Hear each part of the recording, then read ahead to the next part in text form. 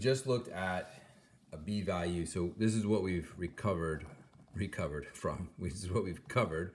We got the b value equal to 1. We just talked about the sine of 2 theta is equal to 1/2. This b value is equal to 2. And what that meant is that you compressed your graph by a factor of 2, so you actually have twice as many answers because you have twice as many cycles. Well, what about if your b value is less than 1 but greater than 0? So what about if you have the sine of, let's say, well actually, let's not use sine anymore. You guys are bored of sine. Let's go with cosine. So cosine of 1/3 theta is equal to √3/2. Okay, so this is again not as difficult as you might think, but let's look at it here. So if I were to draw my parent function of the cosine here at 2 pi, my parent function looks like that approximately. Not the greatest drawing, but you guys get the idea.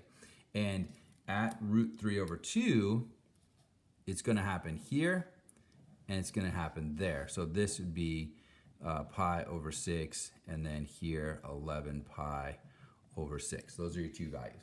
But what happens to the period length when I have a third? It becomes 3 times as long, okay? And so what happens there is that you go all the way out here to 6 pi, okay? And your graph is going to look about like this. Let's see if I can get a good sketch here. Okay, and so notice, where does this √3/2 intersect the red line? It intersects here and here, but where's your cutoff point? Your cutoff point is 2 pi, so I think there's only going to be one answer. So this is actually, again, really easy to do. Watch. You're going to say, when is the cosine equal to 3 pi over 2? You're going to say 1/3 theta is equal to pi over 6 and 11 pi over 6. And you don't need extra ones because these are all going to get bigger. Remember how last time when you divided everything by 2, everything got smaller, so there were more? Here you're going to multiply everything by 3, and everything's actually going to get bigger. And so that's a problem. So watch what happens. So when I multiply everything by 3, let me just show it. So you're going to get theta, and you're going to get pi over 2. And the last one's going to be what? Is that 22 pi over 2? Is that right? No, it's not 22. I'm sorry, 11 pi. You guys were screaming at the camera. Just so you know, I didn't hear you. 11 pi over 2. Okay, so in this case, I want to make sure that's right. 2, yeah. So where is 2 pi? Well, this is 5.5. So my point being earlier is that this spot right here would be 5.5 pi, and that's way past our restricted zone of 0 to 2 pi, right? Because our answers, usually we want, what are our answers for 0 to 2 pi? We're going to get rid of that guy right there. Okay, that's our principal root, and this is our outside our zone.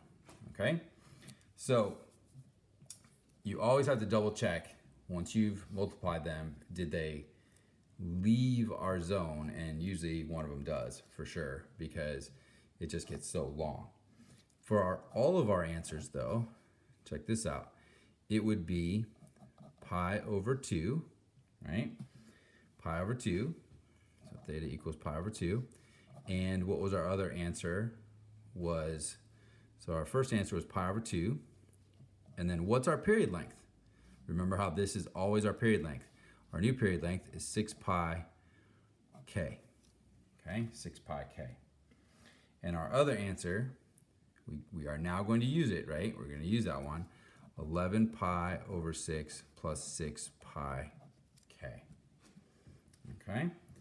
Now, I want to make sure that we are correct here. 11 pi over 6, that's correct. I still do not like this value, but it seems to be correct. And so if I add 6 pi to that, I do not get that value. So those are going to be the correct answers there.